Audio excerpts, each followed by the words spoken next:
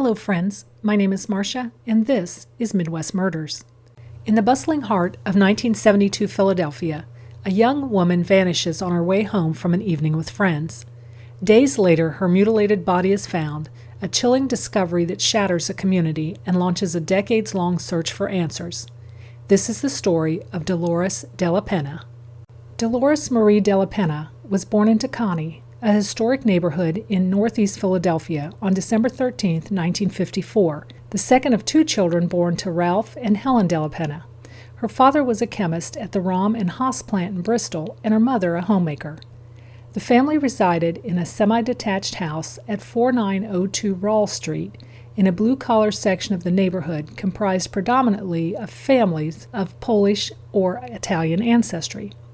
An honors graduate at St. Hubert Catholic High School for Girls, Dolores was described by her parents as a kind, obedient, and family-oriented girl who was studious and avoided conflicts. She planned to attend college in September with dreams of ultimately becoming a radiographer. Shortly after her graduation, Dolores and three female friends with whom she had recently become acquainted rented a bungalow on Forget-Me-Not Road in Wildwood Crest, New Jersey, solely for the summer of 1972. The property was located approximately 95 miles from her parents' home, and the money necessary to rent the property was provided by her parents as a gift for her having graduated with honors from high school. In late June, Dolores left her rented cottage to travel with her family on a vacation to Walt Disney World, returning back home on July 10th. On the morning of July 11th, 1972, Dolores assisted her mother with several household chores. That afternoon, she visited a local store to purchase some cigarettes. Shortly after returning home, she spoke with several friends on the telephone, making plans to meet two of them, Carol Nichols and Betty Nicastro, later that day. At approximately 8 p.m. that evening, Dolores, Carol, and Betty hitchhiked from Tacony to the Kensington neighborhood of Philadelphia, a distance of about 7 miles, to visit Carol's boyfriend. Dolores did not own a car, although unbeknownst to her parents had plans to purchase a car for her 18th birthday. Shortly after 11 p.m., Dolores and Carol left the boyfriend's house, with both girls intending to take the bus back home. Dolores exited the Route 5 bus that both had been traveling on at the corner of Frankford and Torresdale Avenues, just having missed her intended connection on the Route 56 bus. Carol remained aboard the Route 5 bus and continued on home. Dolores boarded the next Route 56 bus to arrive at the bus stop at approximately 11:39 p.m. She disembarked at the corner of North Street, 3 blocks from her parents' house, sometime between 11:50 and 11:55 p.m. When she did not arrive back to the family home by 3 a.m., her parents contacted the police. A police search of the neighborhood turned up Dolores' house key and bracelet near the curb across the street from her family home, along with a friend's jacket she had been wearing and her crucifix. Droplets of blood were found nearby. This led police to quickly determine that she had been abducted, and numerous investigators were assigned to the case. A canvass of the neighborhood turned up a witness who stated he saw a young woman matching Dolores' description being forced into a maroon 1965 or 1968 Chevrolet containing more than one individual. One suspect was described as a white male, 20 to 25 years old, 5 feet 8 to 5 foot 10, weighing 160 pounds, with long brown hair and bushy sideburns, wearing a light-colored short-sleeved shirt and dark trousers. Several more local residents told investigators they had heard a young woman's high-pitched scream coming from the vicinity of Tulip and Rawle Street, corroborating the eyewitness account of her actual abduction. A $10,000 reward for information was offered by the Daily News.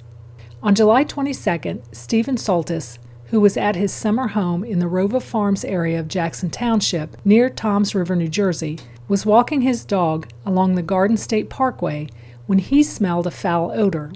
A mere 80 feet from his cottage, he found Dolores' torso, and 30 yards further away, her arms. She was unclothed, and it appeared someone had cut away the flesh of her fingertips, perhaps to avoid identification. It appeared the torso and arms were thrown from a car off Crescent Avenue and had laid there more than a week. Several days later, on July 29th, her legs were found by an elderly man walking his dog on a dirt road near the intersection of Ocean County routes 571 and 547 in the Ridgeway section of Manchester Township, 7 miles from where her torso and arms were found. As the community mourned, classmates and friends filed past her white closed casket for 3 hours at Galzarano's funeral home, followed by a mass at Our Lady of Consolation Church. Dolores was laid to rest in the Resurrection Cemetery in Bucks County. The brutality of the case haunted the investigators, and they continued to work the case for years, following every lead or tip that came in, ultimately conducting over 1,500 interviews. In 1990, a man came forward to say he knew who killed Dolores. In secret grand jury testimony, the unidentified man, who was 16 at the time of Dolores' abduction, claimed to have witnessed the beating of Dolores in a Kensington garage.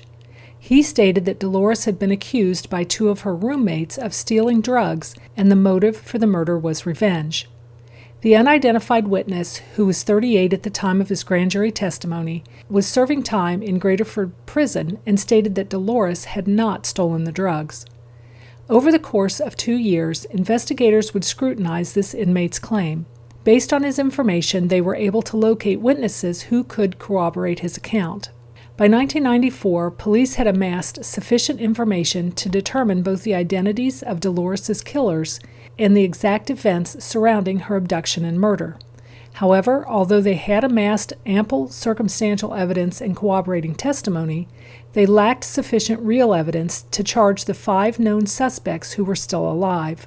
Former District Attorney Lynn Abraham, stating a successful prosecution largely based upon inmates' testimony was unlikely, refused to file charges.